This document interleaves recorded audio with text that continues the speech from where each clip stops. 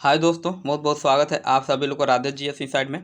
और जैसा कि हम लोग बीपीएससी 71 का एडुटेरिया का प्रैक्टिस सेट सॉल्व कर रहे थे और पिछले वीडियो में हम लोग सेट नंबर 1 को देख चुके थे और इसमें सेट नंबर 2 को हम लोग देखें। तो ज़्यादा देरी ना करते हुए शुरू करते हैं। और अभी तक आप लोग चैनल को सब्सक्राइब नहीं किए तो सब्सक्राइब कर लीजिए ताकि जब भी अगला वीडियो डाला जाए तो उसका नोटिफिकेशन आप लोग को मिल जाए।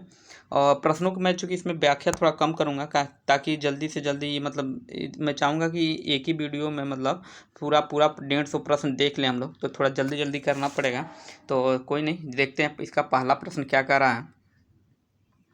देखिए, इसका पहला प्रश्न कह रहा है कि पुरा पुरातत्वविदों ने जनपद नामक इकाइयों की कई बस्तियों की खुदाई की। ये बस्तियां निम्नलिखित में से किस एक स्थान से नहीं मिली हैं। पूछा था कि इस बात प्रश्न को बड़ा ध्यान देना होता है, कहाँ से ये सत्य पूछ रहा है, असत्य पूछ रहा है, कहाँ से मिला है, कहाँ से नहीं मिला है, इन सब बातों को।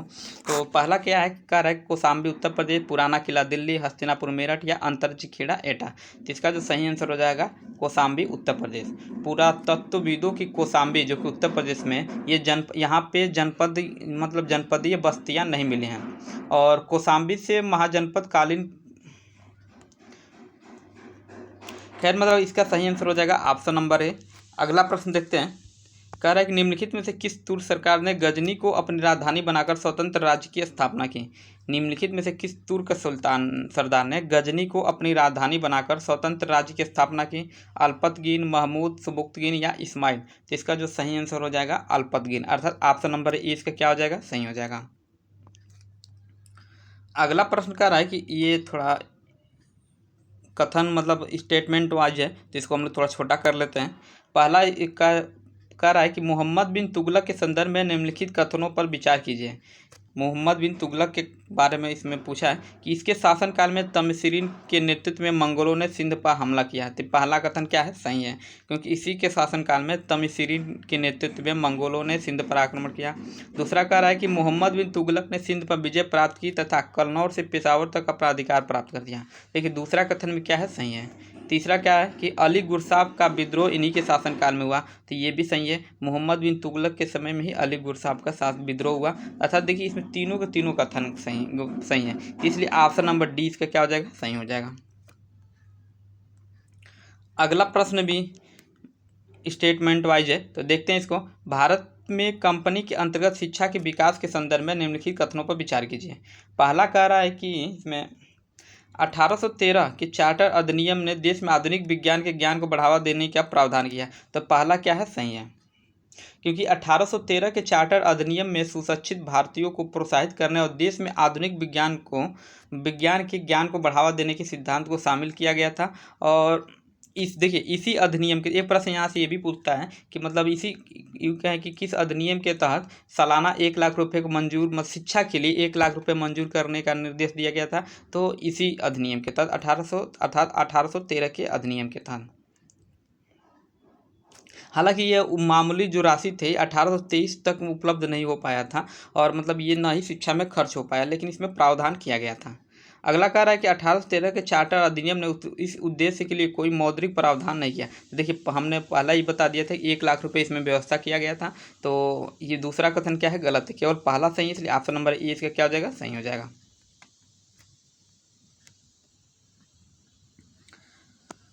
अगला प्रश्न है कि कलकत्ता जनरल एडवर्टाइजर कह रहा है कि कलकत्ता जनरल एडवर्टाइजर किसके द्वारा शुरू किया गया था। राम मोहन राय के द्वारा, या हेनरी विवियन डेरोजिया, या सत्येंद्र बोस के द्वारा, या जेम्स ऑगस्ट हिक्की के द्वारा। तो इसका सही आंसर हो जाएगा ऑप्शन नंबर बी, नहीं सॉरी बी नहीं होगा, डी इसका, जेम्स ऑगस्ट हिक्की, अर्थात ऑप्शन नंबर डी इसका क्या हो जाएगा, सही होगा।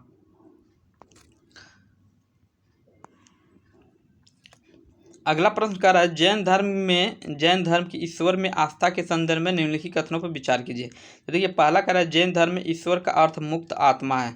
तो इसको हम लोग देख लेते हैं थोड़ा, इसमें पूछा क्या है, सत्य पूछा है कि असत्य पूछा है, ठीक है। कौन सा कथन सत्य है, इसमें पूछा है कौन सा कथन सत्य है। देखिए पहला जो कथन है, हाँ इसमें पहला कह रहा है, पहला स्टेटमेंट कि जैन धर्म में ईश्वर का अर्थ है मुक्त आत्मा। तो देखिए पहला कथन क्या है ना, पहला कथन क्या है, सही है, क्योंकि जैन धर्म में ईश्वर से आशय एक मुक्त आत्मा के साथ साथ तीर्थकर से है और ये उच्चतम आध्यात्मिक आदर्श प्रदान करते हैं जिनकी हर आत्मा को आकांक्षा मतलब जिसकी हर आत्मा को ये आकांक्षा होती है। इसलिए पहला कथन क्या है, सही है। दूसरा कथन कह रहा है जैन किसी भी रूप में ईश्वर की पूजा नहीं करते हैं। देखिए दूसरा कथन क्या है, गलत है।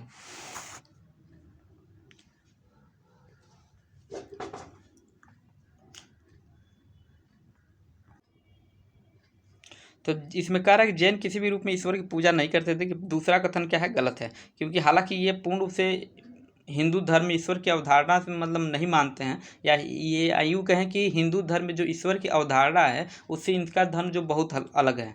लेकिन जैन धर्म में ईश्वर जो होता है ना, सृष्टा नहीं है, लेकिन जैन धर्म में तो मतलब जो इनके तीर्थकर होते हैं इन्हीं को मतलब ये लोग पूजते हैं। तो इसलिए दूसरा कथन क्या है, गलत है।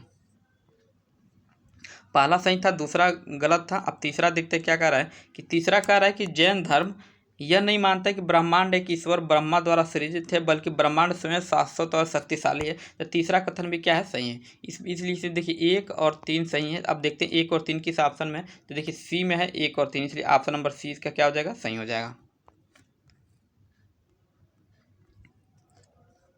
अगला प्रश्न है कि ये भी इसको छोटा करना पड़ेगा। प्रश्न संख्या 7 ये कह रहा है कि महाजनपद कालीन आर्थिक व्यवस्था के संबंध में निम्नलिखित कथनों पर विचार कीजिए।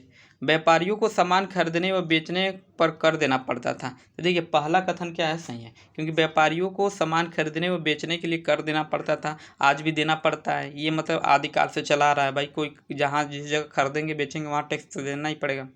दूसरा इसमें कथन है कि व्यापारियों को कर केवल वस्तु के रूप में देना पड़ता था, तो ये गलत है। ठीक है,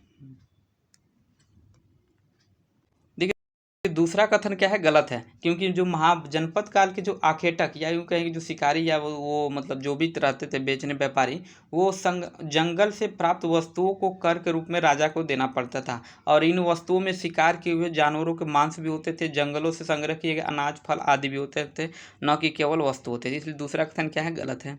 तीसरा कर आखेटकों तथा संग्राहकों को जंगल से प्राप्त वस्तु को रूप में राजा को देना पड़ता था। तो ये तो देखिए जब ये है तो दूसरा तो इसे ही गलत होगा। इसलिए 1 और 3 सही है। इसमें 1 और 3 सही है, इसलिए ऑप्शन नंबर सी इसका क्या हो जाएगा, सही हो जाएगा। अगला प्रश्न कह रहा है कि सूची 1 को सूची 2 से सुमिलित कीजिए। एक तरफ सूची 1 दिया है, दूसरे तरफ सूची 2 दिया है। इसमें कह रहा है बीजापुर, पहला क्या दिया है, बीजापुर। तो देखिए बीजापुर का जो संस्थापक था ना, वो था कौन, यूसुफ आदिल शाह। बीजापुर का संस्थापक यूसुफ आदिल था, अर्थात ए का थर्ड हो जाएगा। ए का क्या होगा, थर्ड। अब देखिए ए का थर्ड तो सारे के सारे में है, तो ये तो इससे कोई स्पष्ट नहीं हो रहा है। अगला देखते हैं अहमदनगर। जो अहमदनगर का शासक था, संस्थापक, वो कौन था भाई, तो ये था मलिक अहमद, अर्थात बी का 1 हो जाएगा। अब देखते हैं बी का 1 किस में है। देखिए बी का 1 बी में है, सी में है, इस अर्थात ए भी कैंसिल, डी भी कैंसिल। ठीक, अब अगला क्या है, बरार। तो बरार के संस्थापक कौन था, तो इमाद शाह था। कौन, बरार का इमाद शाह था, सी का 4। अब देखते हैं सी का 4 किस में है भाई, तो सी का 4 देखिए केवल सी में ही, ऑप्शन नंबर सी में। इसलिए ऑप्शन नंबर सी इसका क्या हो जाएगा, सही हो जाएगा। और एक ही बचा है गोलकुंडा, जो कि कुली कुतुब शाह हो जाएगा, अर्थात ऑप्शन नंबर सी इसका क्या है, सही है।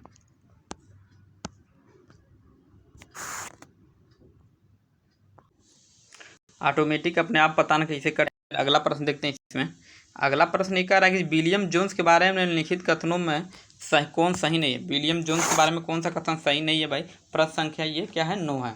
तो पहला कह रहा है उन्हें कलकत्ता में सर्वोच्च न्यायालय में एक भाषाविद के रूप में नियुक्त किया गया। तो देखिए पहला ही कथन क्या है,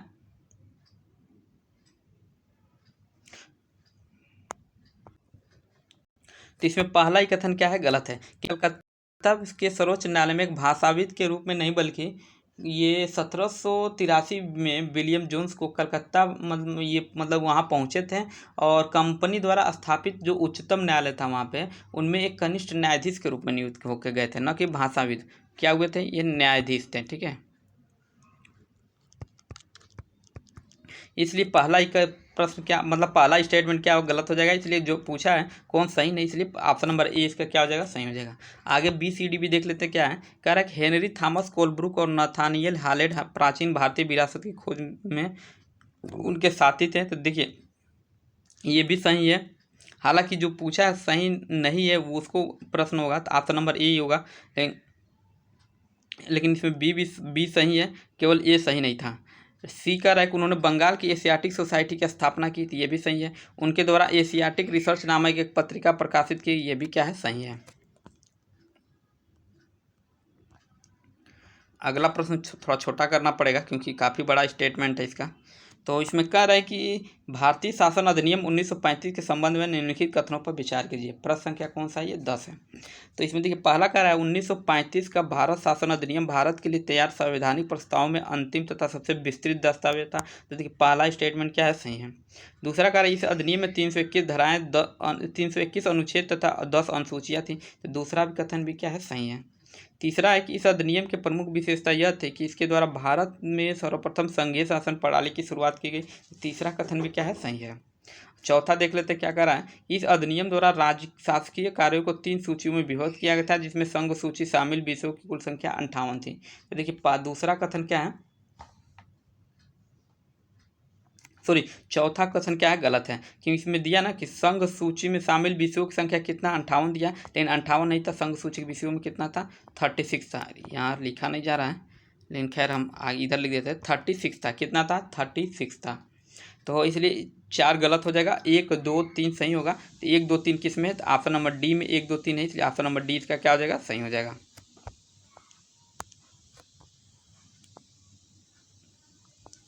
अगला प्रश्न कर रहा है कि वैदिक काल में राजन को निम्नलिखित में से किस जनजाति द्वारा सहायता प्रदान की गई थी। वैदिक काल में राजन को निम्नलिखित में से किस जनजातीय सभा द्वारा सहायता प्रदान की गई थी। विदत, सभा, समिति या उपयुक्त में से कोई नहीं। तो इसका सही आंसर हो जाएगा उपयुक्त में से कोई नहीं। अच्छा सॉरी, उपयुक्त में से एक से अधिक दिया ना, हाँ उपयुक्त में से एक से अधिक, विदत, सभा और समिति। वैदिक काल में राजन का पद चूंकि वंशानुगत नहीं था और राजन को मुख्य रूप से सेनापति और पुरोहितों द्वारा सहायता प्रदान की जाती थी। लेकिन यहाँ वहाँ पे देखें तो राजन मतलब जो राजा होता था वो आदिवासी सभाओं से भी सहायता प्राप्त करता था। और ये जो विधाती के सॉरी हाँ, ये जो सभा जो दिया है, सभा क्या ना, ब्राह्मणों की एक सभा होती थी। समिति क्या होता था, तो ये गांवों की सभा थी और पुरुष एवं महिलाएं इसमें दोनों हिस्सा लेते थे समिति में। और विदत में भी पुरुष और महिला दोनों इसमें भी मतलब सम्मिलित होते थे। प्रश्न संख्या 12 का है किस गुप्त शासक ने विक्रमादित्य की उपाधि धारण की थी। किस शासक ने विक्रमादित्य की उपाधि धारण की थी। चंद्रगुप्त प्रथम, समुद्रगुप्त, चंद्रगुप्त द्वितीय या अशोक। तो इसका सही आंसर हो जाएगा चंद्रगुप्त द्वितीय, अर्थात ऑप्शन नंबर सी इसका क्या है, सही है। अगला प्रश्न, बौद्ध स्मारकों के संदर्भ में कौन सा कथन असत्य है पूछा है इसमें। देखिए इस बात को बड़ा ध्यान दीजिएगा, असत्य और सत्य। तो पहला कह रहा है कि स्तूप गोलाकार बड़े स्मारक होते थे और उनके भीतर बुद्ध या बौद्ध भिक्षु अस्थि अवशेष रखे जाते थे। देखिए पहला कथन क्या है, सही है। क्योंकि जहाँ भी मतलब देखेंगे जो भी स्तूप है उसके नीचे बुद्ध या बौद्ध भिक्षु अस्थि अवशेष रखे जाते थे। दूसरा आप भी कह रहा है कि स्तूपों के समय बिहार होते थे जहाँ भिक्षु रहते थे, तो ये भी क्या है, सही है।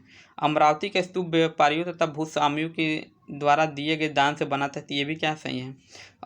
डी कह रहा है बौद्ध विहार नगरों से दूर बनाए जाते थे, तो ये क्या गलत है, क्योंकि बौद्ध विहार जो है नगरों से दूर नहीं बनाए जाते थे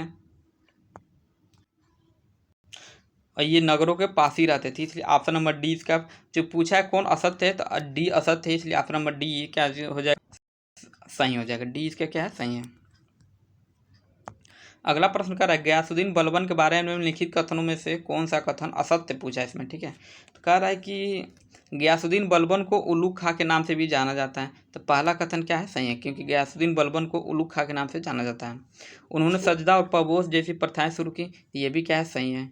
बलबन के बारे में उन्होंने फारसी त्यौहार नवरोज की शुरुआत की, तो ये भी क्या है, सही है। अर्थात तीनों के तीनों सही है, इसलिए उपयुक्त में से कोई नहीं सत्य है और इसलिए ऑप्शन नंबर डी इसका क्या हो जाएगा, सही हो जाएगा। ऑप्शन नंबर डी उपयुक्त में से कोई नहीं। अगला प्रश्न है दिल्ली सल्तनत में कृषि पर लगने वाला कर को क्या कहते थे भाई। दिल्ली सल्तनत में कृषि पर लगने वाला कर को क्या कहते हैं, खुम्स, ज़कात, खराज या उसर। तो इसका सही आंसर हो जाएगा खराज, अर्थात ऑप्शन नंबर सी इसका क्या हो जाएगा, सही हो जाएगा। देखिए खराज ना कृषि पर लगने वाला कर होता था और ये उत्पादकों को 50% देना पड़ता था। देखिए कितना ज़्यादा टैक्स था। अगर जो 2 कुंटल अगर जो गेहूँ कोई उत्पादन कर रहा है तो इसको 1 कुंटल तो राजा के पास ही दे देना पड़ता था। पूरे साल भर मेहनत किया किसान और जब फसल पक के तैयार हुई तो आधा मतलब राजा को ले गया। और थोड़ा खुम्स के बारे में देख लें। देखिए खुम्स होता ना, खुम्स जो लूट का धन होता था और जो सैनिकों और राजकोष के बीच बांटा जाता था। देखिए 80% इसमें कौन ले जाता था, जो मतलब जो सैनिक होते थे वो ले जाते थे खुम्स में, और 20% राजाओं में बांट दिया जाता, सॉरी राजाओं ने जो युद्ध लड़े होते थे, जो सैनिक होने होते थे उसको बांट दिया जाता। हालांकि 2 राजाओं ने इसको उलटफेर कर दिया, जैसे कि एक अलाउद्दीन खिलजी और एक मोहम्मद बिन तुगलक ने। अगला प्रश्न, सहायक संधि को स्वीकार करने वाला राज्यों का क्रम क्या है भाई? तो सहायक संधि स्वीकार करने वाला देखिए सबसे पहले हैदराबाद ने स्वीकार किया था, ठीक। उसके बाद से हैदराबाद स्वीकार कब किया था? तो ये जो हैदराबाद है, हैदराबाद 1798 में, सॉरी 1798 में, ठीक। वहीं मैसूर की बात करें तो मैसूर 1799 में स्वीकार किया। और देखिए हैदराबाद और मैसूर दोनों लगातार आ गए, तो इसी में देखिए ऑप्शन नंबर ए इसका सही हो जाएगा, क्योंकि हैदराबाद के मैसूर ही है और ऑप्शन नंबर ए में ही केवल मैसूर है, इसलिए ऑप्शन नंबर ए इसका क्या हो जाएगा? सही हो जाएगा। और जो पेशवा थे ने सबसे बाद में स्वीकार किए थे, कितने? 1802 में, 1802 में स्वीकार किए थे। तंजौर से भी 1799 में, लेकिन ये अक्टूबर 1799 में।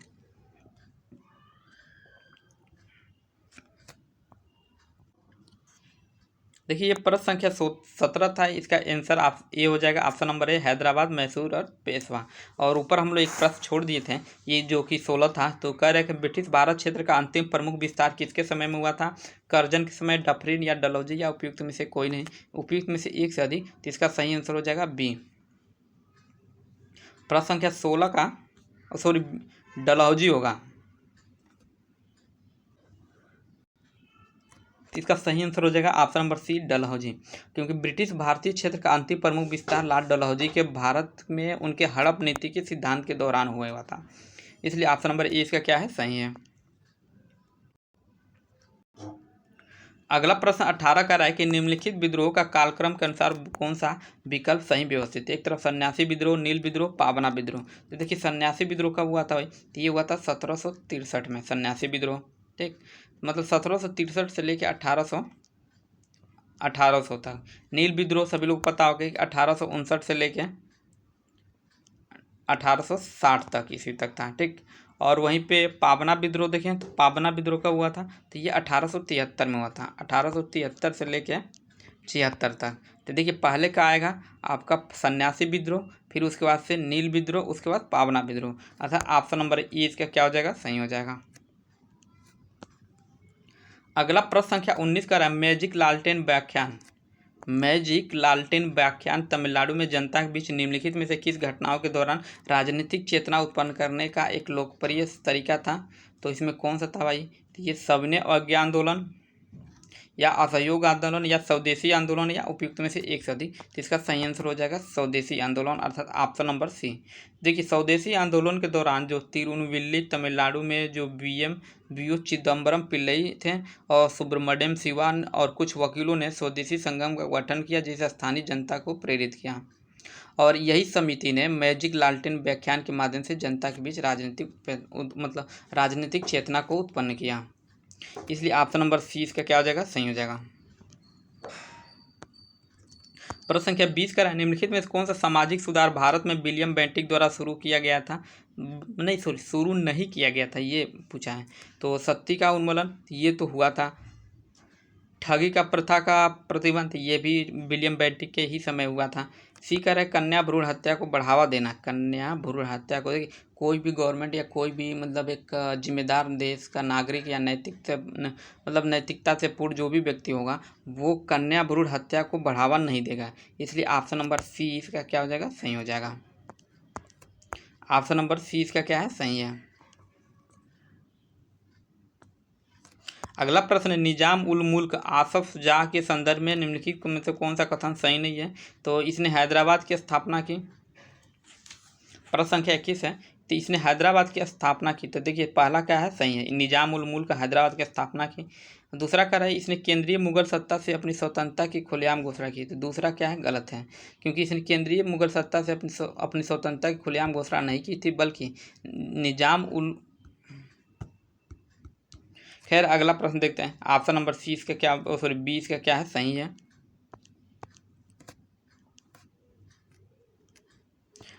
अगला प्रश्न है कि सहायक संधि जो था, सहायक संधि प्रणाली के संबंध में कौन सा कथन असत्य पूछा है, इसमें क्या है, असत्य। तो कह रहा है कि इस प्रथा में शामिल सहयोगी राज्यों को ब्रिटिश सेना अपने राज्य में रखनी पड़ती थी। इस प्रथा में शामिल सहयोगी राज्यों को ब्रिटिश सेना अपने राज्य में रखनी पड़ती थी, तो पहला ही कथन क्या है, सही है। ठीक, तो चूँकि असत्य इसमें पूछा है, तो अगला देख रहे हैं, इस प्रणाली में शामिल देश राज्य किसी पड़ोसी राज्य से कूटनीतिक संबंध बनाने तथा विदेश विशेषज्ञ रखने का अधिकार खो देता था। तो देखिए दूसरा कथन भी क्या है, सही है, इसलिए ऑप्शन ये भी ऑप्शन में नहीं होगा। सी कह रहा है कि सहायक संधि प्रथा में सुरक्षा प्राप्त राज्य की सेनाएं भंग कर दी गई। सहायक संधि प्रथा में सुरक्षा प्राप्त राज्य की सेनाएं भंग कर दी गई। दूसरा भी कथन क्या है, सी भी क्या है, सही है। अगला करें, मैसूर के टीपू सुल्तान ने सहायक संधि की तहत सेना खर्च के लिए अपने राज्य के एक भाग कंपनी को दे दिया। दूसरा क्या है, ऑप्शन नंबर डी क्या है, सही है, क्योंकि देखिए सहायक संधि के अनुसार आमतौर पर भारतीय शासकों को एक यह भी मानना पड़ता था कि वो अपने दरबार में एक ब्रिटिश रेजिडेंट रखेगा तथा अंग्रेजों को स्वीकृति के बिना किसी यूरोपियों को अपनी सेवा नहीं देगा। खैर ऑप्शन नंबर डी का क्या है, सही है।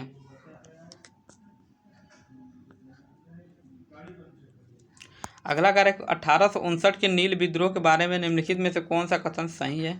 तो यह पूना और अहमदाबाद में शुरू हुआ था। देखिए पहला एक कथन क्या है, गलत है, क्योंकि पूना और अहमदाबाद नगर में शुरू नहीं हुआ था। अगला कार्य कि यह साहूकारों मनी लेंडर्स के विरुद्ध संचालित था। तो ये भी क्या है, गलत है, क्योंकि यह साहूकारों और मनी लेंडर्स के विरुद्ध संचालित नहीं था। बंगाल के बुद्धिजीवियों ने इसे बढ़ावा दिया था। तो देखिए सी क्या है, सही है, क्योंकि बंगाल के बुद्धिजीवियों ने इसे क्या किया था, बढ़ावा दिया था।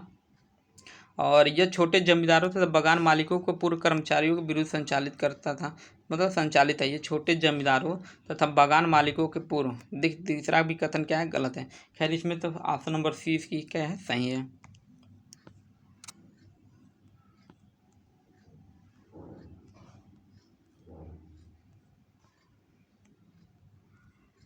अगला प्रश्न क्या है, समाज सुधारक राजा राम मोहन राय के बारे में विषय में निम्नलिखित कथनों में से कौन सा कथन असत्य है। जिसको हमको लग रहा है स्टेटमेंट है, तो इसमें छोटा करना नहीं, ये तो है स्टेटमेंट नहीं है, फिर भी छोटा कर देते हैं इसको। तो देखिए राजा राम मोहन राय उस संभ्रांत वर्ग थे जिसकी शक्ति चिरस्थायी बंदोबस्त परमानेंट सेटलमेंट लागू करने पर कम हो गई थी। तो देखिए पहला ही कथन क्या है, असत्य है। ठीक है, पहला ही कथन क्या है, इसमें असत्य है। बल्कि दूसरा क्या है, उन्होंने वेदांत के अद्वैतवाद और ईसाई एकेश्वरवाद दोनों का अध्ययन किया। तो ये क्या है, सही है। हालांकि ये सही है तो आंसर में होगा नहीं, केवल एक ही गलत है, इसलिए इसमें आंसर में होगा। और उन्होंने कहा कि उन्होंने उपनिषदों को बंगाली भाषा में अनुवाद किया था। तो ये भी क्या है, सही है। उनका पहला संगठन आत्मीय सभा था जिसकी स्थापना कलकत्ता में 1815 में हुई थी। तो ये भी कथन क्या है, ये भी क्या है, सही है। तो दोनों बी सी डी सही है, तो ये तो आंसर होगा नहीं, ऑप्शन नंबर ए ही क्या गलत था, तो इसलिए ये आंसर हो गया।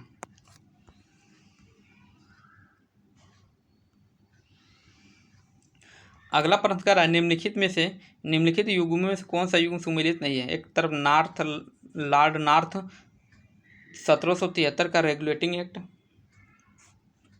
लॉर्ड कॉर्नवालिस चिरस्थायी बंदोबस्त, लॉर्ड बेंटिक सती प्रथा का उन्मूलन और लॉर्ड कैनिंग भारतीय शिक्षा का कार्यकाल।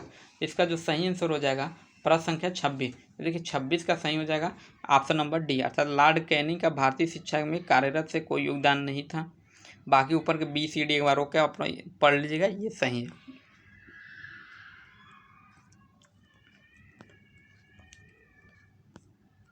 अगला प्रश्न है कि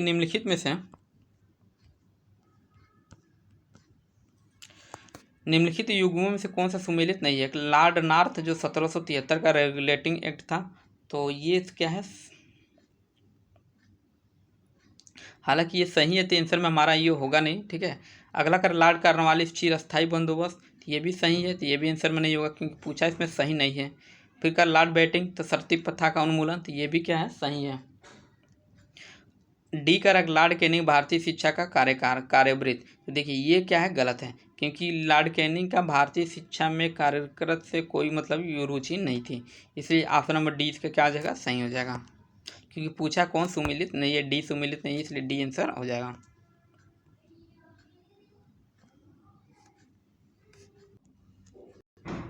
देखिए वीडियो पता ना कहाँ रुक गया था मुझे, और मैं काफ़ी बोल चुका था, तो खैर उसकी कोई बात नहीं। हम लोग प्रश्न संख्या 23 से, जहाँ तक मुझे लग रहा है बाकी था, तो प्रश्न संख्या 23 से हम लोग कर ले रहे हैं दोबारा।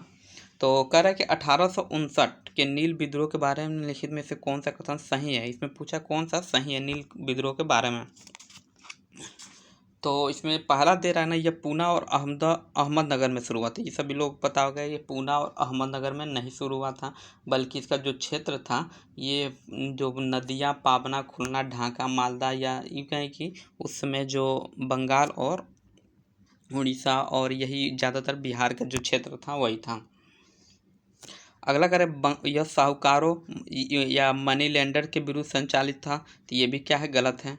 दूसरा है, बंगाल के बुद्धिजीवियों ने इसे बढ़ावा दिया। देखिए सी का रहा है, बंगाल के बुद्धिजीवियों ने इसे बढ़ावा दिया, ये क्या है, सही है, बिल्कुल सही है, क्योंकि बंगाल के बुद्धिजीवियों ने इसको बढ़ावा दिया था।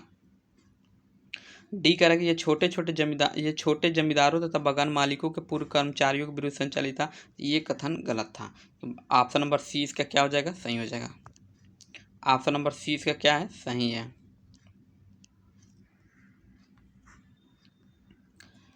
अगला कह रहा है कि समाज सुधारक राजा राम मोहन राय निम्नलिखित कथनों में से कौन सा कथन असत्य है। मतलब राजा राम मोहन राय के बारे में कौन सा कथन असत्य है। तो पहला इसमें कि राजा राम मोहन राय उस संप्रभुत्व वर्ग थे जिसकी शक्ति चिरस्थायी बंदोबस्त परमानेंट सेटलमेंट लागू करने पर कम हो गई थी। तो देखिए 14 पूछा है कौन सा कथन असत्य है, तो 24 का ए ही असत्य है, ठीक है। बाकी ये बी सी डी जो है, उन्होंने वेदांत के अद्वैत और ईसाई ईश्वरवाद के दोनों को अध्ययन किया, ये भी क्या है, सही है। उन्होंने उपनिषदों का बंगाली में अनुवाद किया, ये भी सही है। और उनका पहला संगठन आत्मीय सभा था जिसकी स्थापना 1815 में हुई थी, क्या है, ये भी सही है। हालांकि कौन असत्य पूछा है, इसलिए ए असत्य, इसलिए ऑप्शन नंबर ए इसका क्या हो जाएगा, सही हो जाएगा। अगला प्रश्न संख्या 25 है कि स्थानीय स्वशासन के जनक कौन थे भाई। तो कह रहा है कि कौन सा, मतलब पूछा है इसमें कौन सा सुमेलित है। तो कह रहा है कि पहला कह रहा है कि स्थानीय स्वशासन के जनक लॉर्ड मिंटो। तो देखिए स्थानीय स्वशासन के जनक जो थे ये लॉर्ड मिंटो नहीं थे, ठीक है। स्थानीय स्वशासन के जनक जो थे ये थे शायद, एक मिनट, हाँ, देखिए स्थानीय स्वशासन के जनक किनको कहा जाता है, तो वो है लॉर्ड रिपन को। किसको, लॉर्ड रिपन को, न कि मिंटो को, ठीक है। तो ये पहला कथन क्या हो जाएगा, गलत हो जाएगा। तो इसमें ये जिस आंसर में होगा, देखिए अब देखिए आप सभी लोग पता, मतलब ये पता है कि, और जो लॉर्ड मिंटो जो हैं स्थानीय स्वशासन के जनक नहीं है, अर्थात पहला हमारा क्या है, सही नहीं है। तब देख लेंगे किस किस ऑप्शन में ए है, जिस ऑप्शन में होगा वो गलत हो जाएगा। तो ए में है ये गलत, सी में है ये भी कैंसिल कर देंगे, ठीक है। डी में है ये भी कैंसिल, बचा क्या हमारा, ऑप्शन नंबर बी। और हमें देखने की ज़रूरत ही नहीं रहेगी, सीधे केवल ऑप्शन नंबर बी इसको क्या कर देंगे, सही कर देंगे, ठीक।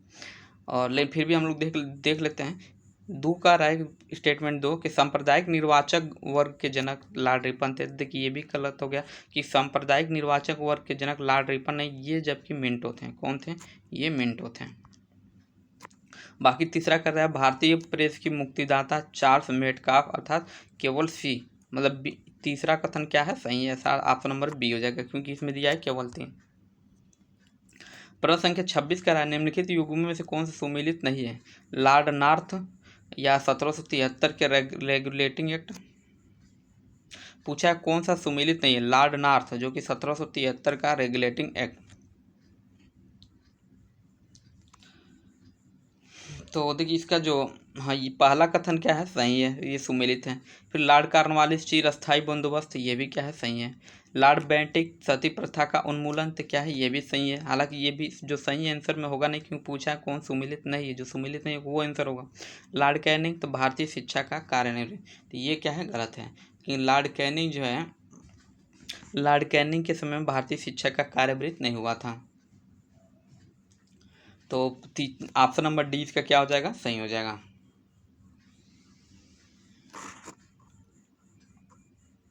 क्यों, देखिए क्यों वर्ष 1854 में, कब, 1854 में लॉर्ड डलहौजी को डलहौजी के कार्यकाल में शिक्षा सुधार के लिए वो डिस्पैच आया और इसे ही भारतीय शिक्षा का मैग्ना कार्टा कहा जाता है।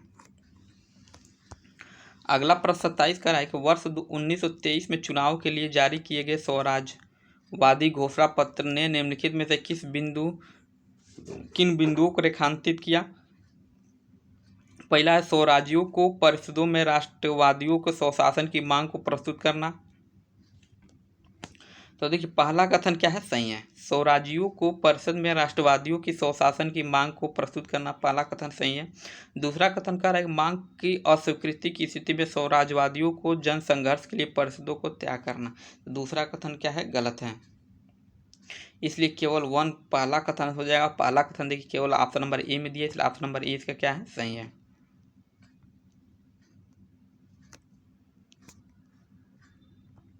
अगला प्रश्न 28 का है 1740 से 48 के मध्य यूरोप में चला ऑस्ट्रियाई उत्तराधिकार का युद्ध किन यूरोपीय शक्तियों के मध्य हुआ था। फ्रांसीसी अंग्रेज, डच और फ्रांसीसी, पुर्तगाली और डच, या अंग्रेज और पुर्तगाली। इसका सही आंसर हो जाएगा ऑप्शन नंबर ए, फ्रांसीसी और अंग्रेज। 1740 से 48 के मध्य यूरोप में चले ऑस्ट्रियाई उत्तराधिकार के युद्ध अंग्रेज और फ्रांसीसी मतलब इसमें विरोधी गुट में थे।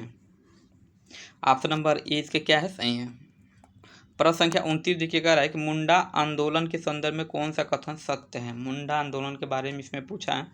तो पहला करें कि 1895 में बिरसा मुंडा ने अपने अनुयायियों से अपने गौरवशाली अतीत को पुनः प्राप्त करने का आग्रह किया, तो पहला कथन क्या है, सही है। दूसरा, मुंडा आंदोलन मिशनरियों, साहूकारों तथा हिंदू जमींदारों को बाहर करना चाहता था। मुंडा आंदोलन दूसरा कथन में क्या सही है। वर्ष 1900 में बिरसा मुंडा की मृत्यु के बाद यह आंदोलन कमजोर पड़ गया, तो ये भी क्या है, सही है। कि वर्ष 1900 में बिरसा मुंडा की मृत्यु के बाद यह आंदोलन कमजोर पड़ गया, क्योंकि 1900 में ही बिरसा मुंडा की मृत्यु हो गई थी। तो तीनों कथन सही है, इसलिए ऑप्शन नंबर डी इसका क्या हो जाएगा, सही हो जाएगा।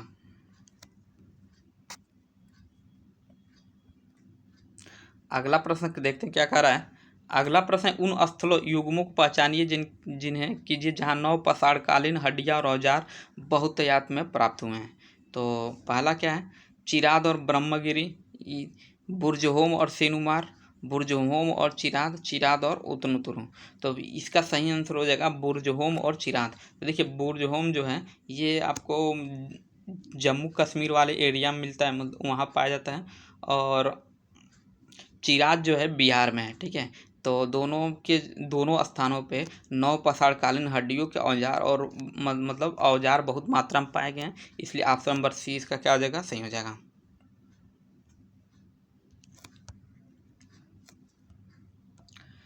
अगला प्रश्न, निम्नलिखित में से कौन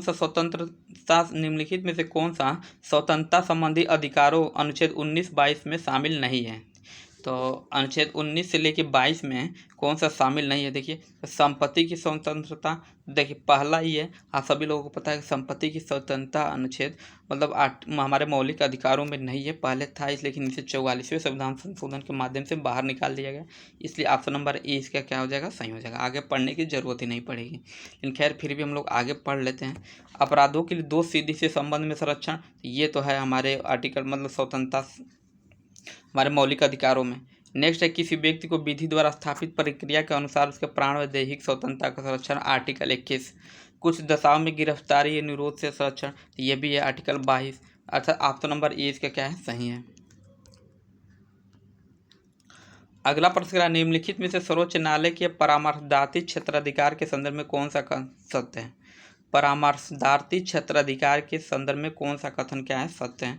तो कह रहा है कि भारत का राष्ट्रपति लोकहित या संविधान की व्याख्या से संबंधित किसी विषय को सर्वोच्च न्यायालय के पास परामर्श के लिए भेज सकता है, तो पहला कथन क्या है, सही है। हालांकि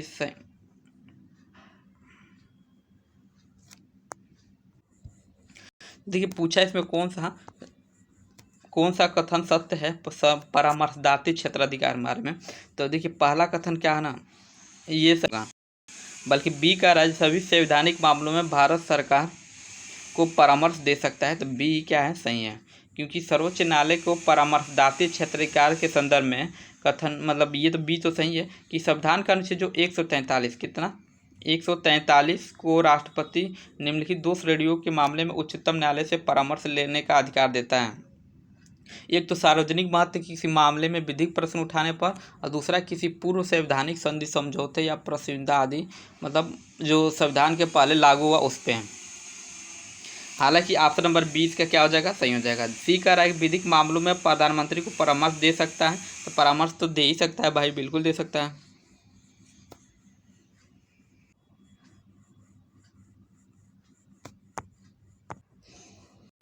देखिए प्रश्न वीडियो रुक गया था, पुनः मुझे पता नहीं था, लेकिन खैर हम अब मुझे लग रहा है प्रश्न संख्या 33 पे ही होगा। तो देखिए और जो नहीं हुआ हो तो भी फिर भी हम जल्दी जल्दी बोल देते हैं। प्रश्न संख्या 33 का ऑप्शन नंबर सी सही होगा, केवल 2, 3, 5, अर्थात संसद के राज्यों का प्रतिनिधित्व,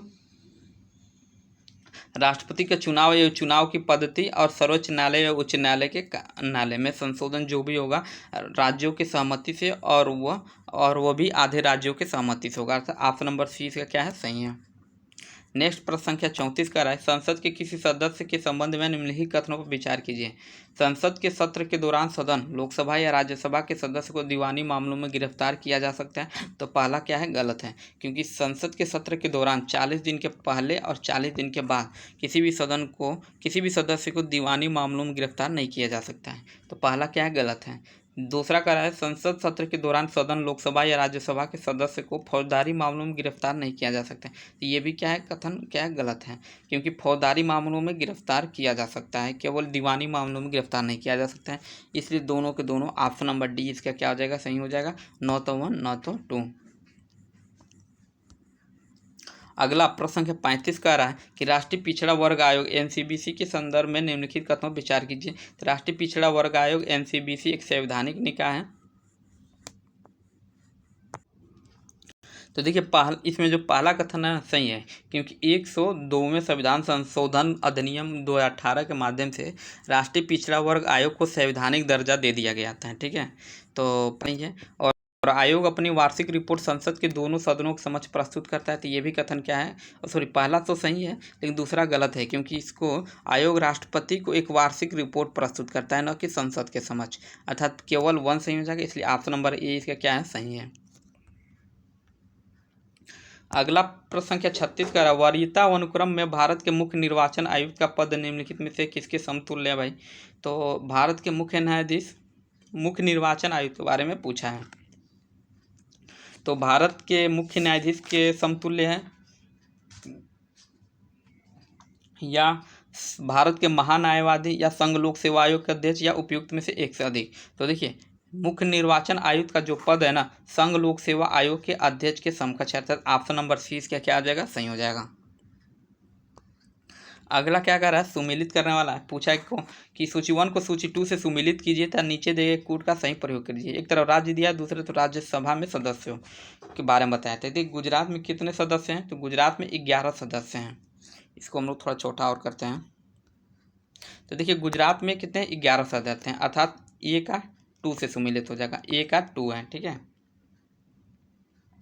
अब देखिए ए का 2 किस, और आप लोग को कंफर्म एकदम पता है कि गुजरात में 11 सीटें हैं राज्यसभा के, तो देख लेंगे कि ए में 2 किससे सुमेलित है। तो देखिए ए में भी नहीं तो ये भी कैंसिल हो जाएगा, सी बी में नहीं, ये भी सी में है तो ये हो सकता है, डी में भी नहीं है, अर्थात ऑप्शन नंबर सी हो जाएगा। आगे हमको किसी और प्रश्न मतलब विकल्प को देखने की जरूरत ही नहीं पड़ेगी, ऑप्शन नंबर सी इसका क्या हो जाएगा, सही हो जाएगा।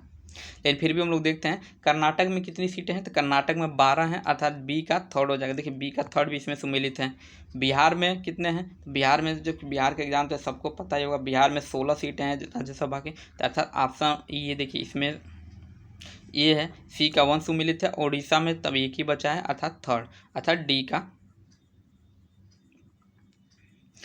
का क्या है भाई, तो सॉरी एक ही बचा है 10, तो डी का उड़ीसा में 10 है, अर्थात ऑप्शन नंबर सी इसका क्या है, सही है, डी का 4। नेक्स्ट एक भारतीय संविधान के संदर्भ में एक भारतीय संविधान सभा के बारे में निम्नलिखित कथनों पर विचार कीजिए। इसकी पहली बैठक 9 दिसंबर 1946 को हुई थी। तो पहला कथन क्या है, सही है।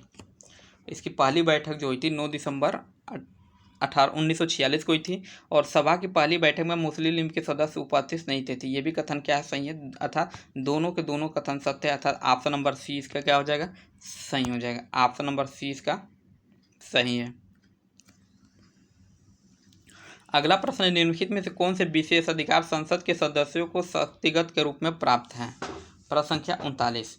तो कह रहे हैं न्यायालयों में गवाहों के रूप में उपस्थित से छूट, ये भी क्या है, इन्हें प्राप्त है। गिरफ्तारी से स्वतंत्रता, ये भी प्राप्त है इनको। संसद अथवा किसी समिति में कही गई किसी बात तथा मतदान के संबंध में किसी न्यायालय में कार्रवाई से छूट, ये भी क्या है, इनको मतलब इनको विशेषाधिकार प्राप्त है। अर्थात ऑप्शन नंबर डी में देखिए 1 2 3 तीनों है, इसलिए ऑप्शन नंबर डी इसका क्या हो जाएगा, सही हो जाएगा।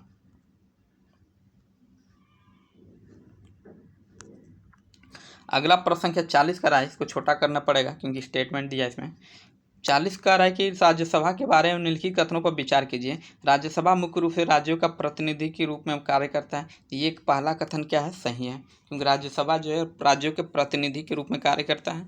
दूसरा कथन, विधि निर्माण संबंधी प्रस्ताव को पहले लोकसभा में पेश किया जा सकता है, तत्पश्चात राज्यसभा में।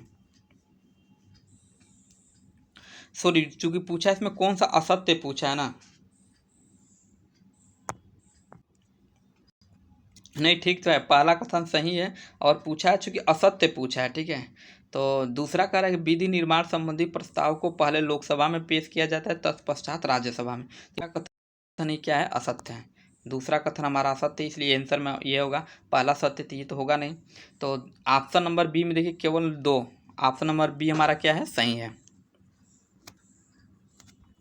क्योंकि इसी में दे दिया है केवल 2। आगे खैर आगे भी हम लोग पढ़ लेते हैं। राज्यसभा लोकसभा तो तीसरा कथन कर रहा है, राज्यसभा लोकसभा द्वारा पारित कानूनों की समीक्षा करती है और ज़रूरत पड़ने पर संशोधन भी कर सकती है। तो देखिए ये तो गलत है। पहला तीसरा कथन क्या है, सत्य है। चौथा कह रहा है कि राज्यसभा के सदस्यों का चुनाव विभिन्न राज्यों की विधानसभाओं के निर्वाचित सदस्य करते हैं, ये भी क्या है, सही है। केवल 2 सही नहीं था, इसलिए ऑप्शन नंबर बी हमारा क्या है, सही है।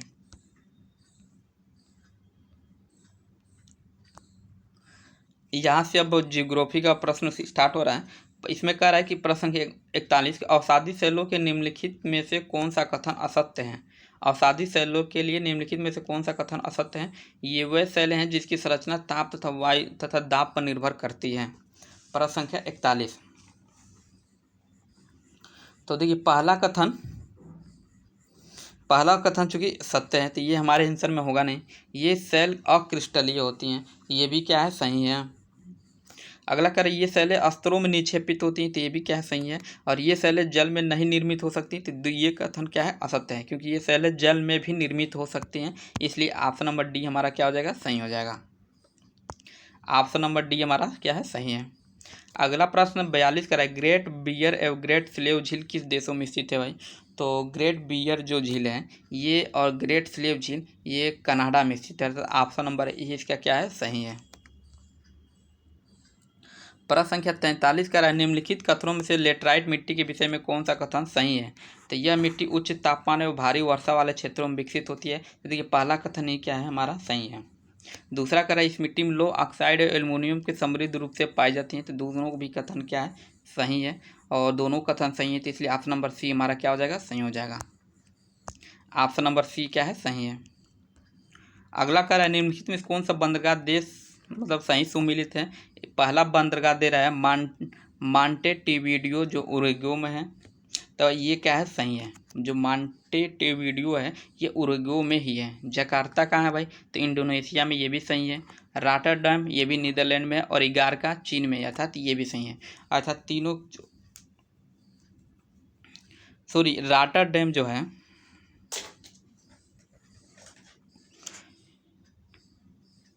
ये इगारका जो है ना चीन में नहीं है, अर्थात ये 1 2 3 सुमेलित हैं, और इसलिए ऑप्शन नंबर बी हमारा क्या हो जाएगा, सही हो जाएगा।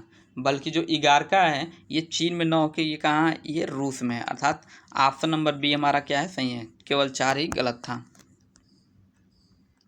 प्रश्न संख्या 45 का है, निम्नलिखित में से कौन सा क्षेत्र उष्णकटिबंधीय सदाबहार वन से ढका हुआ है। पूर्वी घाट, अरावली घाट, विंध्याचल घाट या पश्चिमी घाट। तो इसका सही आंसर हो जाएगा पश्चिमी घाट। देखिए पश्चिमी घाट, आप लोग भारत का नक्शा देखे ही होंगे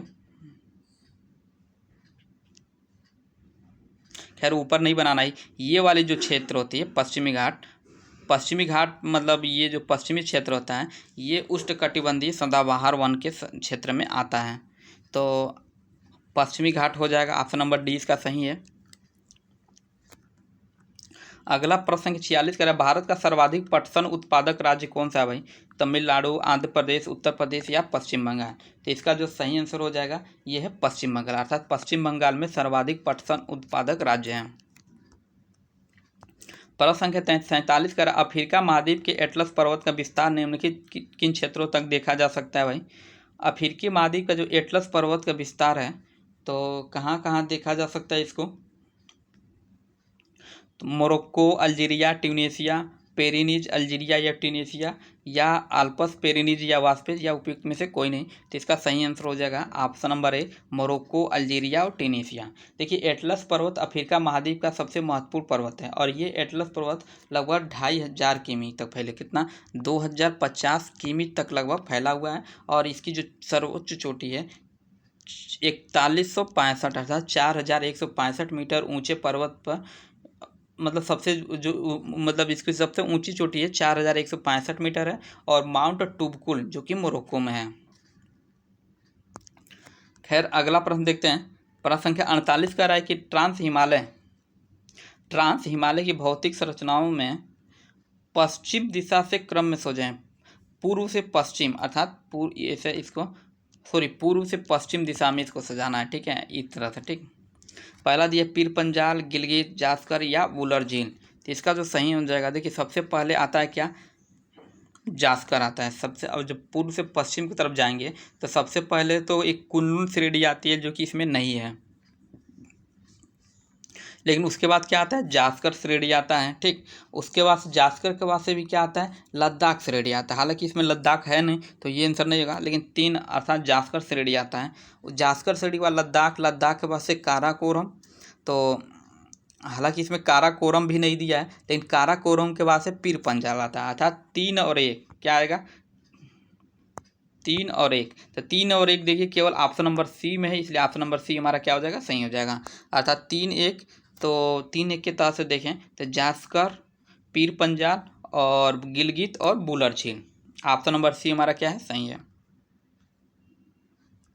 अगला प्रश्न क्या? वायुदाब में अचानक कमी आना किसका सूचक माना जाता है? ये तो बहुत बार प्रश्न पूछ चुका है, तो इसका सही आंसर हो जाएगा ऑप्शन नंबर ए वर्षा आने का सूचक, नहीं सॉरी ऑप्शन नंबर बी हो जाएगा तूफान आने का सूचक। वायुदाब में अचानक कमी आने का किसका सूचक है? तूफान आने का सूचक है। अगला प्रश्न क्या रहेगा? निम्नलिखित में से कौन सी नदी विषुवत रेखा को 2 बार काटती है? ये सभी आप लोग को पता ही होगा कि जो विषुवत रेखा को कौन सी नदी 2 बार काटती है? नील नदी, माही नदी, लिम्पोपो नदी या कांगो या जायरो नदी। तो देखिए कांगो या जायरो नदी विषुवत रेखा को 2 बार काटती है और कांगो जायरो नदी 2 बार काटती है। ये नदी अफ्रीका के द्वितीय सबसे बड़ी नदी है और ये अटलांटिक महासागर में जाके गिर जाती है। लेकिन यहाँ जो लिम्पोपो नदी दिया है ना ये मकर रेखा को 2 बार काटती है। और नील नदी के बारे में देखें तो भूमध्य और कर्क रेखा को काटने वाली नदी कौन है? नील नदी है। माही नदी के बारे में देखें तो माही नदी क्या है ना, भारतीय परिक्षेत्र में कर्क रेखा को मतलब भारतीय क्षेत्र में कर्क रेखा को 2 बार काटने वाली नदी है ये माही नदी। अगला है निम्नलिखित में से कौन सा नगर कर्क रेखा के सबसे नज़दीक दूर पर स्थित है? नज़दीक दूर पर स्थित है।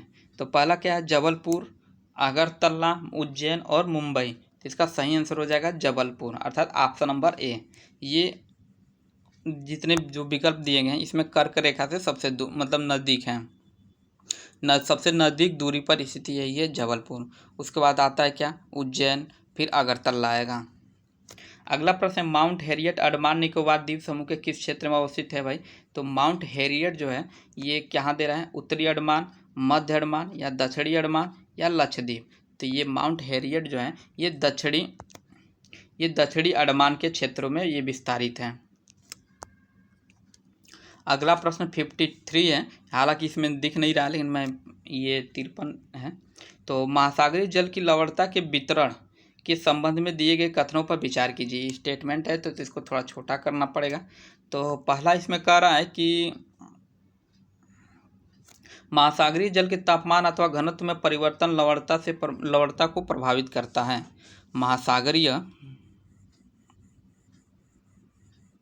महासागरीय जल के तापमान अथवा घनत्व में परिवर्तन लवणता को प्रभावित करता है, तो ये कथन सही है। हालांकि हम लोग देख ले पूछा क्या है, कौन सा सही या नहीं, इसमें कह रहा है कौन सा कथन सही नहीं है।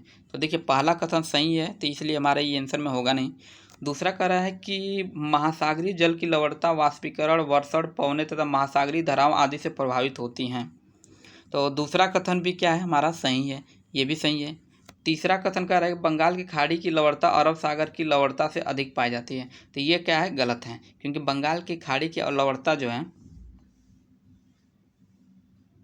बंगाल की खाड़ी की लवणता अरब सागर की लवणता से कम ही पाई जाती है। अरब सागर की औसत लवणता कितनी होती है भाई, तो ये 36% होती है, और वहीं पे बंगाल की खाड़ी की औसत लवणता देखें तो ये लगभग 34% होती है, अर्थात कम ही है। ठीक है, तो तीसरा कथन क्या है, गलत है, और गलत ही पूछा है।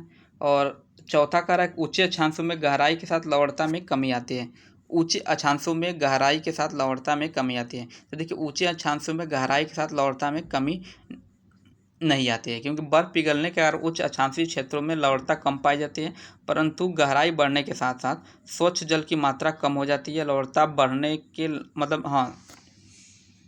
मतलब ऊंचे अक्षांशों में लवणता तो कम पाया जाता है, लेकिन गहराई में जो लवणता होती है वहाँ पे कमी नहीं पाई जाती है, बल्कि वहाँ पे ज़्यादा ही होता है, बढ़ता जाता है। तो इसलिए 3 और 4 कथन क्या है, गलत है। और 3 और 4 देखिए केवल ऑप्शन नंबर बी में दिया, इसलिए ऑप्शन नंबर बी हमारा क्या हो जाएगा, सही हो जाएगा।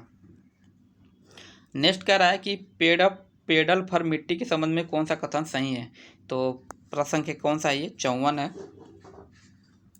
तो देखिए पहला कथन क्या कह रहा है कि यह मिट्टी अम्लीय, अनुपजाऊ और कृषि के लिए कम उपयोगी होती है। तो पहला कथन ही क्या है, सही है, पेडल फॉर मिट्टी के संदर्भ में।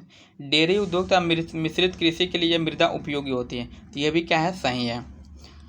और अगला तीसरा कह रहा है कि ऊंचे अक्षांशों में तापमान, आर्द्र तथा मौसमी दशा वाले क्षेत्रों में काले रंग के पेडल फॉर मिट्टी मिलती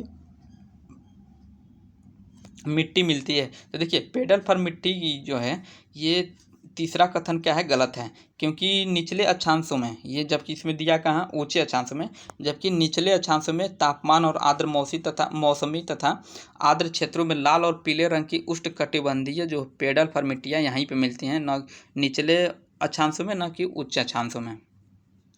तो 1 और 2 सही है, इसमें क्या हुआ, तो देखिए 1 और 2 केवल ऑप्शन नंबर बी में सही है, इसलिए ऑप्शन नंबर बी हमारा क्या हो जाएगा, सही हो जाएगा। तीसरा कथन क्या था, गलत था। अगला प्रश्न कर रहा है कि मानसूनी वर्षा की विशेषताओं के संदर्भ में निम्नलिखित कथन से कौन सा कथन असत्य है। प्रश्न संख्या कौन सा, ये 55 है ना। तो इसमें कह रहा है कि दक्षिण पश्चिम मानसून से प्राप्त होने वाली वर्षा मौसमी होती है। तो पहला कथन ही क्या है हमारा, सही है। दूसरा पहला कथन कैसा है, सही है, चूंकि असत्य पूछा है इसमें। बी कह रहा है कि मानसूनी वर्षा में मानसून विच्छेद चक्रवर्ती अवदाबों से उत्पन्न होता है, तो ये भी क्या है, सही है। भारत में मानसूनी वर्षा का स्थानिक वितरण प्रत्येक स्थान पर एक समान होता है। तो अभी ये तो कॉमन सेंस की बात है, पर भारत के किसी भी क्षेत्र में, मतलब सभी क्षेत्रों में एक समान वर्षा नहीं होती है, तो यही हमारा कथन क्या है, गलत है, और असत्य ही पूछा है, इसलिए ऑप्शन नंबर सी हमारा क्या हो जाएगा, आंसर हो जाएगा। आगे डी भी देख लेते हैं। मानसूनी वर्षा का उच्चावास तथा भू आकृति द्वारा नियंत्रित होती है, तो ये भी क्या है, ये सत्य है, ये भी कथन क्या है, सत्य है, तो ये तो आंसर में होगा नहीं, क्योंकि इसमें असत्य पूछा था। अगला प्रश्न संख्या 56 का रहा है कि एक राष्ट्र एक राशन कार्ड योजना के संदर्भ में निम्नलिखित कथनों में विचार कीजिए। तो इसमें जो पहला का रहा है, प्रवासी श्रमिकों और उनके परिवार के सदस्यों को देश में कहीं भी किसी भी उचित मूल्य की दुकान में रियायती राशन खरीदने में सक्षम बनाने के लिए पूरे देश में लागू किया गया। तो पहला कथन क्या है, सही है। दूसरा कह रहा है यह प्रणाली 2 पोर्टलों के माध्यम से चलती है, एक सार्वजनिक वितरण प्रणाली का एकीकृत प्रबंधन और अन्य वितरण, दोनों, ये भी कथन क्या है, सही है, अर्थात दोनों सही है, इसलिए ऑप्शन नंबर सी हमारा क्या हो जाएगा, सही हो जाएगा। प्रश्न संख्या 57 कह रहा है कि निम्नलिखित में से कौन सा कथन संकुलन अर्थव्यवस्थाओं के बारे में सही है। पहला क्या है, जब उद्योगों किसी प्रमुख उद्योग की निकटता से लाभ होता है। संकुलन अर्थव्यवस्था के बारे में इसमें पूछा है, तो देखिए संकुलन अर्थव्यवस्था के बारे में, जब उद्योगों को किसी प्रमुख उद्योग की निकटता से लाभ होता है, तो ये कथन क्या है, नहीं है, सही नहीं है। जब उद्योग कम मात्रा में उत्पादन करते हैं, ये भी नहीं है। जब उद्योग प्रदूषण पैदा नहीं करते हैं, तो संकुलन अर्थव्यवस्था होती है। जब उद्योग प्रदूषण पैदा नहीं करते हैं, एक मिनट, हाँ इसका थोड़ा गलत हो गया है। इसका सही आंसर होगा जब उद्योगों को किसी प्रमुख उद्योगों की निकटता से लाभ होता है। तो ऑप्शन नंबर ए इसका क्या है, सही है। ऑप्शन नंबर ए इसका कहीं सही है। अगला प्रश्न 58 का है, नरसिम्हन समिति 1 और 2 निम्नलिखित में से किससे संबंधित है? स्थानीय स्व सरकार, बीमा क्षेत्र, बैंकिंग क्षेत्र या उपयुक्त में से कोई नहीं। तो इसका सही आंसर हो जाएगा बैंकिंग क्षेत्र से। नरसिम्हन समिति पहला और दूसरा किससे संबंधित था? बैंकिंग क्षेत्र से संबंधित था। अगला कह रहा है, यूनिफाइड पेमेंट इंटरफेस अर्थात यूपीआई भुगतान प्रणाली के संदर्भ में निम्नलिखित कथनों पर विचार कीजिए। यह एक ऐसी प्रणाली जो कि एक मोबाइल एप्लीकेशन में कई बैंक खातों के प्रयोग की सुविधा प्रदान करती है। तो पहला कथन क्या है, सही है। पहला ही कथन हमारा क्या है, सही है।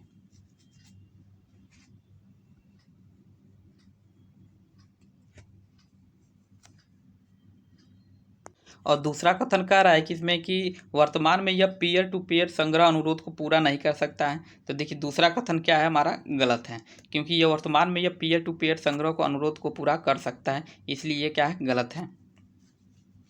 केवल एक इसमें सही है, अर्थात ऑप्शन नंबर ए क्या है, सही है। अगला करा है, गिग इकोनॉमी के संदर्भ में निम्नलिखित कथनों पर विचार कीजिए। किसके बारे में पूछा है? गिग इकोनॉमी के बारे में पूछा है। तो देखिए ये कह रहा है कि गिग इकोनॉमी श्रमिकों को एक ही परियोजना के लिए काम पर रखा जाता है। गिग इकोनॉमी में श्रमिकों को एक ही परियोजना के लिए काम पर रखा जाता है। तो पहला कथन क्या है, सही है।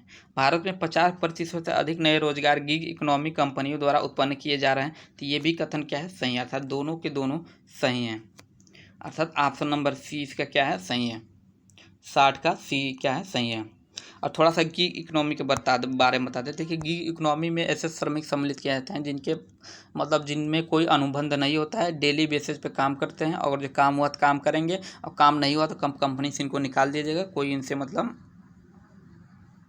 इनका मतलब कंपनी के प्रति कोई रिस्पांस, मतलब कंपनी का इनके प्रति कोई रिस्पांस नहीं होता है। अगला प्रश्न 61 का रहा है कि निम्नलिखित कथनों पर विचार कीजिए। नगद जमा अनुपात वह राशि है जिसे व्यावसायिक बैंकों को केंद्रीय बैंक के पास नगद के रूप में जमा कराना होता है। नगद जमा अनुपात वह राशि है जिसे व्यावसायिक बैंकों को केंद्रीय बैंकों के पास नगद रूप में जमा कराना होता है। तो पहला ही कथन क्या है, गलत हो गया। नगद जमा अनुपात अर्थात CRR होता है। तो CRR जो होता है ना, ये नगद जमा अनुपात अर्थात CRR वह राशि है जिसे व्यावसायिक बैंकों को केंद्रीय बैंकों के पास नगद रूप में जमा कराना होता है। ये साख मुद्रास्फीति नियंत्रण से आवश्यक माना जाता है। तो देखिए इसमें पहला कथन सत्य है, ठीक है, सॉरी हम असत्य बता दिए, सत्य है। दूसरा कथन कर रहा है वैधानिक तरलता अनुपात, क्या कर रहा है, वैधानिक तरलता अनुपात अर्थात SLR अपनी मांग और सावधि देवताओं के अंश को मान्य परिसंपत्तियों में लगने से बाध्य करता है। तो ये भी कथन क्या है, सत्य है। हालांकि इसमें पूछा है, असत्य पूछा है, इसे देखिए असत्य पूछा है, इसलिए इसका सही आंसर हो जाएगा डी हो जाएगा, न तो 1 न तो 2। इसका सही आंसर हो जाएगा ऑप्शन नंबर डी। अगला प्रश्न 62 का रहा है कि सरकार के बजट के उद्देश्यों में निम्नलिखित में से कौन सा कथन शामिल है भाई? तो संसाधनों का पुनः आवंटन, तो ये तो शामिल है भाई। आय संपत्ति का पुनः वितरण, ये भी शामिल है। स्थिरीकरण संबंधी गतिविधियाँ, ये भी शामिल है। और सार्वजनिक उद्यमों का प्रबंधन क्या है, ये भी शामिल है। अर्थात चारों के चारों शामिल है, इसलिए ऑप्शन नंबर डी इसका क्या हो जाएगा, सही हो जाएगा। ये सभी हैं। निम्नलिखित अगला प्रश्न 63 का रहा है कि निम्नलिखित कथनों पर विचार कीजिए। बेरोजगारी में वृद्धि किसी भी अर्थव्यवस्था के मंदग्रस्त होने की सूचक है। बेरोजगारी में वृद्धि किसी भी अर्थव्यवस्था के मंदग्रस्त होने के सूचक हैं। तो ये पहला कथन क्या है, सही है। पहला कथन क्या कह रहा है इसमें, पहला कथन क्या है, सही है। अब बेरोजगार लोग अर्थव्यवस्था के लिए देयता होते हैं। बेरोजगार लोग अर्थव्यवस्था के लिए देयता होते हैं, तो ये भी कथन क्या है, सही है। देखिए, बेरोजगारी का अर्थव्यवस्था के समग्र विकास पर अहितकर प्रभाव पड़ता है, और बेरोजगारी में वृद्धि जो होती है मंदग्रस्त अर्थव्यवस्था की सूचक है। यह उन संसाधनों की बर्बादी करती है जिन्हें सही ढंग से नियोजित नहीं किया जा सकता है। यदि मानव को संसाधन के रूप में उपयोग ही नहीं किया जा सकता, तो स्वाभाविक रूप से अर्थव्यवस्था के लिए क्या हो जाएंगे, देयता बन जाएंगे, अर्थात लाइबिलिटी बन जाएंगे। ठीक है, इसलिए दोनों कथन सही है, इसलिए ऑप्शन नंबर सी इसका क्या हो जाएगा, सही हो जाएगा। अगला प्रश्न 64 का रहा है कि भारत को 1991 में आर्थिक संकट का सामना करना पड़ा। इस संकट का प्रमुख कारण निम्नलिखित में से कौन सा था? तो राजनीतिक अस्थिरता, बाह्य ऋण का उच्च स्तर, या भारत की आयात प्रतिस्थापन नीति, या उपयुक्त में से कोई नहीं। तो इसका सही आंसर हो जाएगा बाह्य ऋण का उच्च स्तर रहता है। ऑप्शन नंबर 20 का क्या हो जाएगा, सही हो जाएगा। सभी लोग पता है कि 1991 में भारत को विदेशी ऋणों के मामले में संकट का सामना करना पड़ा था, और सरकार अपने विदेशी ऋण का भुगतान करने की स्थिति में नहीं थी, और उस समय विदेशी मुद्रा भंडार जो था 15 दिनों के लिए आवश्यक आयात के लिए मतलब बचा हुआ था, केवल 15 दिनों के लिए बचा हुआ था। तो ऑप्शन नंबर बी इसका सही है। नेक्स्ट है इफ्को, क्या है भाई? इफ्को दूध उत्पादक संघ, भारतीय कृषक खाद्यान्न सहकारी संस्था, भारतीय कृषक उर्वरक सहकारी संस्था, या उपयुक्त में से कोई नहीं। तो देखिए, जो भी मतलब किसान फैमिली से होंगे, या उन लोगों को ये तो पता ही होगा, कभी न कभी खाद लाने गए होंगे या खाद की बोरी देखे होंगे, उस पर इफ्को लिखा ही होगा, तो उसी से मतलब वहाँ से रिलेट कर लेना चाहिए। जो नहीं पता हो तो खैर, और जो कोई पढ़ा होगा तो पता ही होगा। तो भारतीय कृषक उर्वरता सहकारी संस्था ये है इफ्को। ऑप्शन नंबर सी इसका क्या है, सही है। अगला प्रश्न 66 का रहा है कि निम्नलिखित कथनों पर विचार कीजिए। इसको थोड़ा छोटा करते हैं। हाँ, निम्नलिखित कथनों पर विचार कीजिए। यह जीव में मुकुलन विधि द्वारा प्रजनन करता है। पहला कह रहा है कि यह जीव मुकुलन विधि द्वारा प्रजनन करता है। इस जीव में टेटिकल्स जैसी संरचना पाई जाती है। इसमें पुनरुद्धावन की क्षमता होती है। और ये कह रहा है कि उपयुक्त कथन किस जीव की विशेषता को प्रदर्शित करता है? हाइड्रा के बारे में, अमीबा के बारे में, या प्लाज्मोडियम, या प्रोटोजोआ के बारे में, या पोरामेशियम के बारे में। तो इसका सही आंसर हो जाएगा, ये हाइड्रा के बारे में बता रहा है। मतलब ये जो ऊपर तीनों जो लक्षण हैं ये हाइड्रा के बारे में है, अर्थात ऑप्शन नंबर ई इसके क्या हो जाएगा, सही हो जाएगा। प्रश्न संख्या 67 का है, वातावरण में तापमान में होने वाले परिवर्तन की संवेदना को मस्तिष्क का कौन सा भाग ग्रहण करता है भाई? हाइपोथैलेमस, थैलेमस, या मेडुला ऑब्लोंगेटा, या उपयुक्त में से कोई नहीं। तो इसका जो सही आंसर हो जाएगा हाइपोथैलेमस, अर्थात ऑप्शन नंबर ए इसका क्या है, सही है। नेक्स्ट का रहा, निम्नलिखित में से मूत्र में किसकी मात्रा बढ़ने पर किसी व्यक्ति को टाइप 1 डायबिटीज होने का खतरा बढ़ जाता है? किसकी मात्रा बढ़ने पर? सीरम का, प्लाज्मा का, कीटोन का, या वसा का? तो इसका सही आंसर होगा कीटोन का, अर्थात ऑप्शन नंबर सी इसका क्या है, सही है। मूत्र में कीटोन की मात्रा बढ़ने से किसी व्यक्ति में टाइप 1 की डायबिटीज होने का खतरा बढ़ जाता है, और यह भी कहा जाता है कि व्यक्ति टाइप 1 डायबिटीज रोग का शिकार हो चुका है। मतलब या कीटोन में बढ़ जाए तो कीटोन बढ़ जाती है, ये कहा जाता है कि व्यक्ति टाइप 1 डायबिटीज के टाइप 1 का शिकार हो चुका है। और रक्त में कीटोन की मात्रा बढ़ने से रक्त अम्लीय हो जाता है, जो शरीर के कोशिकाओं में अंगों को क्षति पहुंचाने का ये कार्य करता है। अच्छा, ऑप्शन नंबर सी इसका क्या है, सही है। अगला प्रश्न देखते हैं क्या कर रहा है। 69 का रहा है, निम्नलिखित में से कौन सा सूक्ष्मजीव आमतौर पर फलीदार पौधों के लिए सदैव उर्वरक के रूप में उपयोग किया जाता है? एजोटोबैक्टर, राइजोबियम, माइकोराजा, या उपयुक्त में से कोई नहीं। तो उपयुक्त में से एक से अधिक। तो 69 जो है इसका सही आंसर हो जाएगा राइजोबियम, अर्थात ऑप्शन नंबर बी। राइजोबियम एक प्रकार का नाइट्रोजन फिक्सिंग बैक्टीरिया है, जो आमतौर पर फलीदार पौधों के लिए जैव उर्वरक के रूप में ये प्रयोग किया जाता है, और ये पौधों की जड़ों के साथ एक सहजीवी संबंध बनाता है। ठीक है, और ये पौधों की वृद्धि, मिट्टी की उर्वरता सुधार करने में भी मदद करता है, अर्थात ऑप्शन नंबर 20 का क्या है, सही है। अगला कह रहा है कि देखिए सुमेलित करने वाला, तो इसको थोड़ा छोटा करते हैं हम लोग। ये कह रहा है कि माप के साथ उपकरण को मिलान करें। एक कह रहा है इंटरफेरोमीटर, क्या कह रहा है, इंटरफेरोमीटर। तो देखिए इंटरफेरोमीटर है ना, ये समतल ध्रुवीकृत प्रकाश का घूर्णन करने वाले को माप करता है, अर्थात ए का किससे हो जाएगा, ए का 4 से सुमेलित है। ए का 4 किस में आप देख रहे हैं, तो ए का 4 जो है ए में भी है, बी में भी है, सी में नहीं है, डी में भी नहीं है, तो ये तीनों क्या हो जाएगा, कैंसिल हो जाएगा। सी और डी तो कैंसिल हो जाएगा। नेक्स्ट करा पोटेंशियोमीटर, तो पोटेंशियोमीटर सभी नाम से ही जैसा लग रहा है कि विद्युत विभवांतर का नापन करने वाला, अर्थात बी का सेकेंड ही होगा, तो अर्थात सामने ही होगा। कैलोरीमीटर, तो कैलोरीमीटर विशिष्ट ऊष्मा क्षमता का मापक करता है, अर्थात सी का थर्ड हो जाएगा। और रूलर, तो रूलर जो है लंबाई का मापक है, मतलब इसे लंबाई मापा जाता है। तो डी का क्या है, 1, तो देखिए डी का 1 ऑप्शन नंबर 1 में ये केवल है, इसलिए ऑप्शन नंबर ई क्या हो जाएगा, हमारा सही हो जाएगा। अगला कह रहा है कि निम्नलिखित में से कौन सा नियम बताता है कि एक स्थिर, देखिए इसमें दिया है कि कह रहा है कि निम्नलिखित में से कौन सा नियम बताता है कि एक स्थिर वस्तु स्थिर अवस्था में रहेगी और गतिमान वस्तु एक नियत वेग के साथ गति से में ही जारी रहेगी जब तक कि किसी बाहरी असंतुलित बल द्वारा कार्य नहीं किया जाता है। तो न्यूटन का पहला नियम, न्यूटन का दूसरा नियम, न्यूटन का तीसरा, या उपयुक्त में से कोई नहीं। तो सभी लोग को पता होगा कि ये कौन सा न्यूटन का कौन सा नियम है, तो न्यूटन का पहला नियम है, अर्थात ऑप्शन नंबर ए इसका क्या हो जाएगा, सही हो जाएगा। न्यूटन का पहला नियम ये कहता है कि एक स्थिर वस्तु स्थिर ही रहेगी और एक गतिमान वस्तु निरंतर वेग में मतलब गति में ही रहेगी जब तक उस पर कोई वायु बल न लगाया जाए। और इस नियम को जड़त्व का भी नियम कहा जाता है। किसका, इस नियम को जड़त्व का नियम भी कहा जाता है, अर्थात ऑप्शन नंबर ए इसका क्या है, सही है। अगला 72 का है गुरुत्वीय त्वरण जी के संबंध में निम्नलिखित कथनों में से कौन सा कथन सत्य है। तो पहला कह रहा है कि गुरुत्वीय त्वरण जी के संबंध में निम्नलिखित में से कौन सा कथन सत्य है।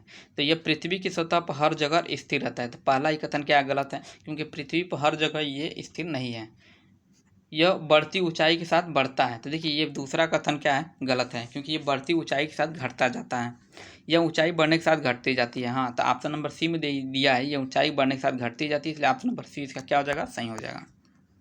अगला प्रश्न 73 का रहा है कि किस प्रकार के तरंग का विस्थापन तरंग प्रसार की दिशा के लंबवत होता है। तो इसमें क्या दिया, अनुदैर्ध्य तरंग, अनुप्रस्थ तरंग, या सतही तरंग, या उपयुक्त में से कोई नहीं। तो इसका सही आंसर हो जाएगा अनुप्रस्थ तरंग, अर्थात option number B.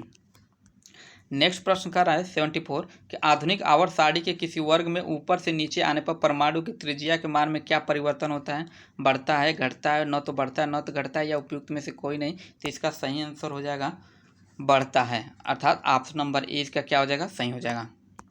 Option number A इसका क्या है, सही है। अगला प्रश्न 75 का रहा है कि नाइट्रिक अम्ल का उपयोग निम्नलिखित में से किस कार्य के लिए उपयोगी होता है, सोना या सिल्वर के शुद्ध करने में, डायनामाइट के निर्माण में, उर्वरक के निर्माण में, या उपयुक्त में से एक से अधिक। तो इसका सही आंसर हो जाएगा ऑप्शन नंबर डी, उपयुक्त में से एक से अधिक। तो नाइट्रिक अम्ल के उपयोग के संबंध में सभी कथन इसमें क्या है, सही हैं। और नाइट्रिक अम्ल एसिड का उपयोग मतलब इसमें नाइट्रोजन युक्त उर्वरक निर्माण के लिए भी किया जाता है, और नाइट्रिक एसिड अर्थात TNT के रूप में विस्फोटक पदार्थ बनाने के रूप में भी इसमें किया जाता है, अर्थात ऑप्शन नंबर डी इसका क्या है, सही है। तो देखिए इस वीडियो में हम लोग इतना ही रहने दे रहे हैं, नेक्स्ट 75 प्रश्न इसके नेक्स्ट भाग में कर लेंगे, अर्थात अगले वीडियो में हम लोग देख लेंगे। तो आज के लिए इतना ही, और अभी तक आप लोग चैनल को सब्सक्राइब नहीं किए हैं तो सब्सक्राइब कर लीजिए, ताकि जब भी अगला वीडियो डाला जाए तो उसका नोटिफिकेशन आप लोगों को मिल जाए।